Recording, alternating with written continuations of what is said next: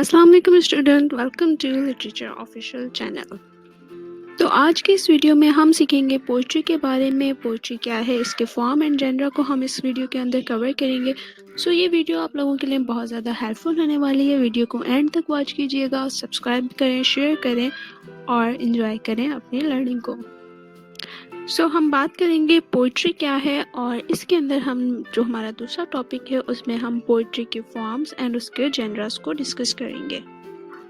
सबसे पहले पोइट्री की डेफिनेशन को कवर करते हैं। पोइट्री है क्या? अगर हम उसके मेन पॉइंट्स देखें तो verbal and written expression of feeling, या तो आप बोल के बताएं या फिर आप लिख के बताएं अपने एक्सप्रेशंस को या फिर फीलिंग्स को, लेकिन वो किस वे में हो, एक क्रिएटिव वे में हो। अगर हम पहले तो हम सीधा सीधी एक लाइन से अगर लिखें कि आप किस तरीके का महसूस करें, लेकिन अगर आप उसको थोड़ा सा क्रिएटिव वे के अंदर और इसमें इमेजिनेटिव वे के थ्रू जो अपनी फीलिंग्स को बताएं, उसके अंदर आप पर्सोनिफिकेशन यूज़ कर दें या फिर फिगर ऑफ स्पीचेस का यूज़ करें। फिगर ऑफ स्पीचेस हमने जब पोइट्री हमने कुछ वीडियोस कवर की है उसमें हमने सीखा भी है किस तरीके से, जैसे मेटाफर्स हो गया, सिमिली वगैरह हो गया, या फिर किसी नॉन ऑब्जेक्ट को जो है आप लिविंग क्वालिटीज़ दे रहे हैं, पर्सोनिफिकेशन जिसको कहा गया। तो इस तरह की जो क्रिएटिव राइटिंग जो है आप अपनी राइटिंग्स के अंदर यूज़ करें अपने एक्सप्रेशंस को बताने के लिए, अपनी फीलिंग्स को बताने के लिए, वो आपकी पोइट्री कहलाती है। और इसके साथ साथ उसके पोइट्री के अंदर रिदम भी आ रही हो, राइमिंग स्कीम भी हो और मीटर भी हो।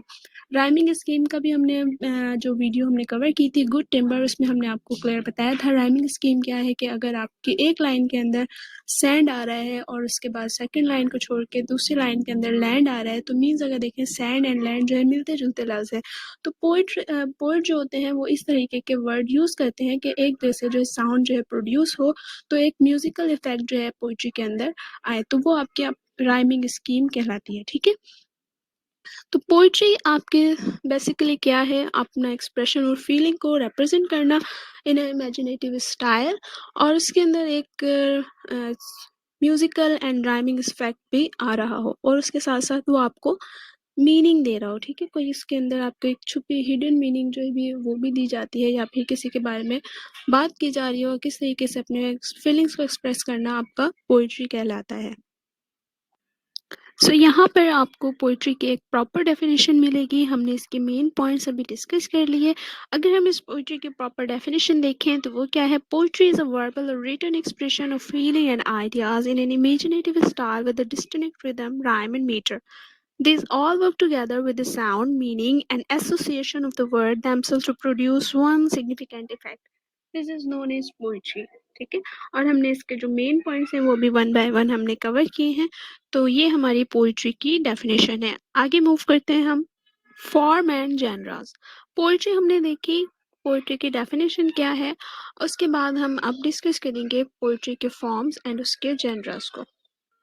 सबसे पहले है हमारा लिरिक पोम। लिरिक पोम अगर हम देखें, ये एक शॉर्ट पोम होती है जिसमें वो बहुत ज़्यादा हाईली म्यूजिकल वर्सेस होती हैं जो एक पावरफुल फीलिंग्स आपको कन्वे कर रही होती है। ठीक है, एक लिरिकल पोम के अंदर आपको ज़्यादातर म्यूजिकल आपको ये सुनाई देगी, बहुत ज़्यादा एक इसमें जो राइमिंग स्कीम बहुत ज़्यादा होती है, और या फिर इसमें कह रहे हैं कि लिटरेरी डिवाइसेस आपको बहुत ज़्यादा यूज़ किए जाते हैं। अगर हम सिंपली म्यूज़िक भी कहें वो हमारा लिरिकल पोम भी कहलाएगी, क्योंकि इसमें जो है एक म्यूजिकल इफेक्ट आ रहा है। ठीक है, उसमें एक स्ट्रॉन्ग फीलिंग्स आ रही हैं, तो कोई भी आप म्यूजिक हो गया वो आपका लिरिकल पोम कहलाएगी।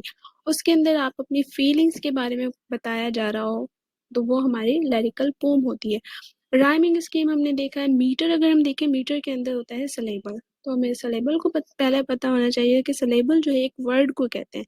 ठीक है, तो वर्ड अगर हम देखें तो आपने अगर बहुत ज़्यादा म्यूज़िक सुने भी होंगे, उसमें आप देखते हो कि जो सिंगर होता है किसी वर्ड को वो बिल्कुल एक शॉर्टली वे में जल्दी से पढ़ता है और किसी वर्ड को वो बहुत ज़्यादा लॉन्ग वे से खींचता है, बहुत ज़्यादा स्ट्रेस देता है। तो एक वर्ड पे जैसे डिफाइन, ठीक है, अब अगर हम देखें डिफाइन, उसमें हमारा जो वर्ड जो ये टूट रहा है, तो एक डी जो हो गया वो हमारा अनस्ट्रेस हो गया, एंड फाइन हमारा जो हो गया वर्ड, उस पे हमारा स्ट्रेस ज़्यादा आ रहा है। ठीक है, तो ये हमारे दो सिलेबल हो गए। ठीक है, तो इस तरीके से हमारी पोइट्री के अंदर हर वर्ड के ऊपर एक मीटर बनता है, या फिर हम उसको फुट भी कहते हैं, या फिर हम उसको फीट भी कहते हैं। तो ऐसे वर्ड जिसके अंदर हमारा स्ट्रेस एंड अनस्ट्रेस वर्ड आ रहे हों, उसके अंदर फिर एक म्यूजिकल इफेक्ट दे जो के, ठीक है, वो हमारा मीटर कहलाता है। तो ये हमारी लिरिक थी। उसके बाद हम आगे डिस्कस करते हैं। नेक्स्ट हमारा सोनेट है। सोनेट भी अगर हम देखें उसकी मीनिंग क्या होती है, लिटिल सॉन्ग, ठीक है। ये भी एक लिरिकल पोम होती है, लेकिन वो 2 स्टैंजा के अंदर डिवाइड हुई भी होती है। पहले हमें पता होना चाहिए स्टैंजा क्या है। ग्रुप ऑफ लाइन हमारा स्टैंजा कहलाता है, ठीक है। जैसे अगर हमने गुड टिम्बर पोम कवर की थी, आपने देखी थी, वहां पर हमारे पास 4 स्टैंजास आ रहे थे, लेकिन उन 4 स्टैंजा के अंदर भी हमने बात की थी कि किसी लाइन के अंदर 4 लाइनें थी, किसी लाइन के अंदर 5 लाइनें थी। किसी स्टैंजा के अंदर 4 लाइनें थी और किसी स्टैंजा के अंदर 5 लाइनें थी, ठीक है।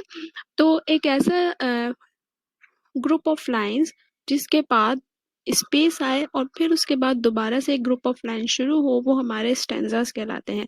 अब स्टैंजास की भी टाइप होती है। अगर हम देखें पोइट्री के अंदर जो हमारे अगर 2 लाइन्स होंगी या 3 लाइन्स होंगी, उनके जो है वो हमारे अलग-अलग स्टैंजास बनते रहेंगे। तो सोनेट के अंदर ये एक शॉर्ट पोम होती है जिसके अंदर 14 लाइंस होती हैं। याद रखिएगा कि वो पोम जिसके अंदर 14 लाइन हो वो हमारी सोनेट कहलाती है, और ये लिरिकल पोम होती है और ये 2 स्टैंजास के अंदर डिवाइड होती है। एक स्टैंजा जो होता है ऑक्टेव स्टैंजा होता है और एक स्टैंजा जो होता है सेसेट स्टैंजा होता है। तो हमें ऑक्टेव एंड सेसेट का पता होना चाहिए। ऑक्टेव वो स्टैंजा जिसके अंदर 8 लाइनें आए एंड सेसेट वो स्टैंजा जिसके अंदर 6 लाइन्स आए, ठीक है। और अगर एक मोर देखें इसके अंदर सोनेट को जो सबसे पहले इन्वेंट किया था वो डांटे ने किया था 13th या फिर 14th सेंचुरी के अंदर। उसके बाद जो फ्रांसिस्को पेट्रार्कियन जो है उसकी सोनेट जो है बहुत ज़्यादा मशहूर हुई थी। उसको हम इटालियन सोनेट भी कहते हैं या फिर पेट्रार्कियन सोनेट भी कहते हैं। उसके बाद इंग्लिश सोनेट जिसके अंदर जो है शेक्सपियर की सोनेट्स आ जाती हैं, एंड द स्पेंसरन सोनेट्स हम किसको कहते हैं जिसके अंदर जो है हमारे 14 लाइनें होती हैं, लेकिन वहाँ पर जो स्टेंजास की वो होती है डिवीजन, वो चेंज होती है, ठीक है। नेक्स्ट है हमारी एलिगी। एलिगी क्या है, ये भी एक लिरिकल पोम है। हर पोम हमारी लिरिकल पोम होगी क्योंकि वो एक म्यूजिकल इफेक्ट देगी हमें, और उसके अंदर हमारी फीलिंग्स जो होंगी वो कन्वे हो रही होंगी। हर पोइट्री के अंदर एक लिरिकल पोम वो कहलाएगी, ठीक है।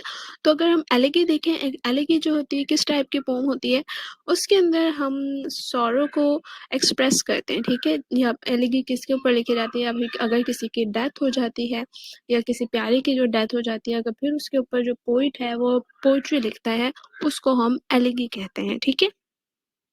नेक्स्ट है ऑड। ये बिल्कुल इसके एलिगी के अपोजिट है। ये भी एक लिरिकल पोम है, लेकिन इसमें हम कॉमनली जो है किसी चीज़ को बहुत ज़्यादा अगर उसकी तारीफ करें या फिर उसको ग्लोरीफाई करें, किसी भी इवेंट को, किसी भी ऑब्जेक्ट को, किसी भी चीज़ को हम पोइट अगर उसकी तारीफ करने चाहे या फिर अपने लव्ड वन की, तो उसके लिए जो है ज़्यादातर ऑड लिखी जाती हैं। जैसे कि आपने सुना है ode to the nightingale और वेस्ट विंड, ये सारी चीज़ें जो है इसमें क्या हो रहा है, किसी भी ऑब्जेक्ट की जो है तारीफ की जाती है, किसी भी इवेंट को जो है इतना एक ग्लोरीफाइंग इफेक्ट इवेंट के ऊपर उसको ग्लोरीफाई किया जाए, ठीक है, बहुत ज़्यादा उसकी तारीफ की जाए, उसको एक्सप्रेस किया जाए, वो हमारी ऑड कहलाती है। अब नेक्स्ट जो है वो है बैलेड। अब बैलेड जो है वो एक नरेटिव पोम है। नरेटिव पोम है मींस अगर आप इसमें देखें ये एक लिरिकल पोम नहीं है। लिरिकल पोम में हमने देखा था कि उसमें म्यूजिकल इफेक्ट आएगा, लेकिन नरेटिव पोम में अगर आप किसी चीज़ को एक बयान कर रहे होते हो, वो हमारा नरेट करना कहलाता है, ठीक है। तो इसमें जो है म्यूजिकल इफेक्ट नहीं आता, और बैलेड के अंदर ज़्यादातर कोई स्टोरीज बताई जाती हैं, और इस तरीके से इसमें जो लाइंस होती हैं, हमारे जो स्टैंजास होते हैं, वो 4 लाइन स्टैंजास होते हैं जिसको हम क्वाट्रेंस कहते हैं, ठीक है। नेक्स्ट है एपिक। एपिक क्या है, ये भी एक लॉन्ग नरेटिव पोम है जो कि किसी हेरोइक एक्सपर्ट्स के बताती है या फिर किसी भी लेजेंडरी हीरो के बारे में बताया जाए, उस पोम को हम एपिक पोम कहते हैं। जैसे अगर इंग्लिश लिटरेचर में देखें, ब्योथ जो है एक बहुत ही बड़ी जो लॉन्ग पोम है, और ये एक एपिक पोम है क्योंकि उसके अंदर एक हीरो की जो है क्वालिटीज़ बताई जा रही हैं, पूरी एक नरेट की जा रही है स्टोरी। तो नरेशन आए इस पोम के अंदर, उसमें वो लिरिकल पोम ना हो और वो एक बहुत ही लंबी पोम हो जिसके अंदर आप किसी की जो हीरोइक क्वालिटीज़ को बताएं, वो आपकी एपिक पोम कहलाती है। So this is all about poetry and form and genre of poetry. I hope you like it and I hope you understand it very well. अगर फिर भी कोई confusion हो हमें कमेंट कीजिए, हम आपको डिटेल में आपको इसका समझाएंगे। और वीडियो को शेयर करें, सब्सक्राइब करें। अल्लाह हाफिज़।